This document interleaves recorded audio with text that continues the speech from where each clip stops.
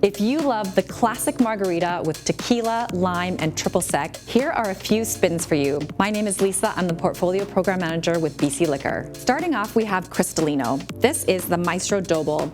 It is a reposado tequila, which means it has been aged, which gives you a little bit of a vanilla flavor. If you want that in your margarita, this one's gonna look great because the color has been removed from the aging and still gives you that delicious tequila flavor with a hint of vanilla.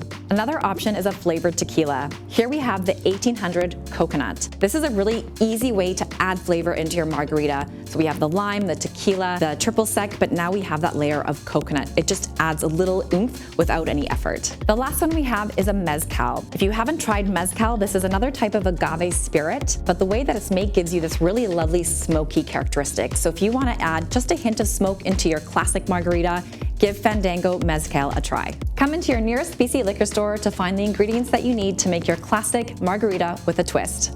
Cheers.